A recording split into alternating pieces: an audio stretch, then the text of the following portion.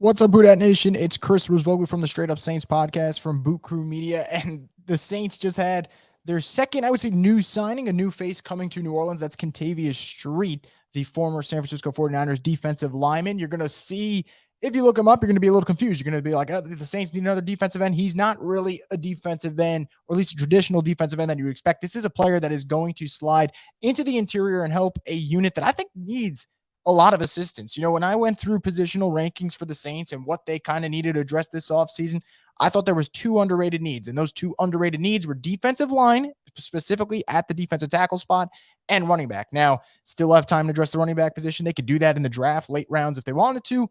Interior defensive line, Kentavius Street's going to be your guy. And admittedly, this video should have came out about 5-10 minutes ago, but Davante Adams got traded to the Raiders, and I just had to stop for a second. Just my jaw was literally hanging to the floor.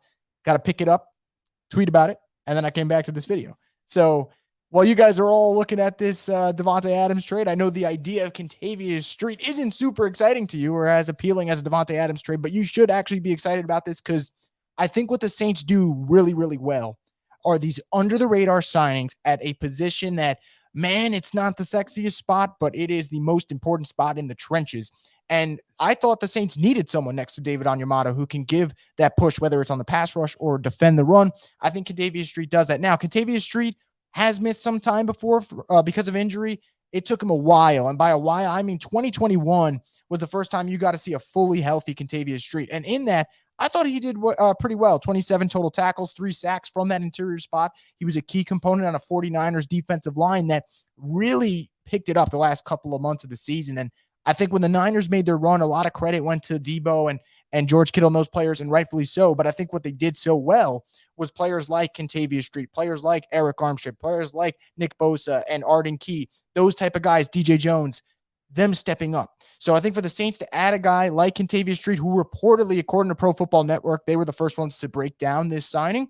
He had other teams interested. For him to go to the Saints, I think there's multiple reasons. One, it obviously is an attractive spot for free agents to go. And I think it's a good sign to know that the Saints, even though some of their moves might be in a holding pattern, Teron Armstead, receivers, et cetera, like that, for them to still address positions of need. Now, what would attract Kentavius Street to New Orleans outside of also great culture, a winning program? How about a familiarity with his co-defensive coordinator, I should say, in Ryan Nielsen?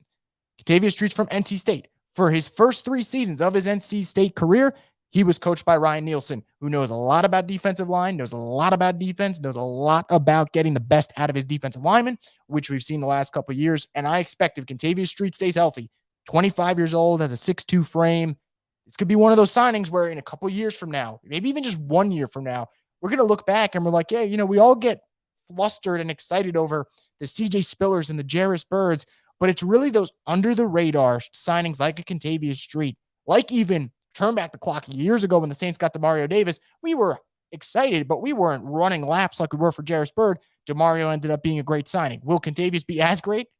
Numbers and odds would say no, but I do think this is a nice move that really does, I would say, strengthen an area of need.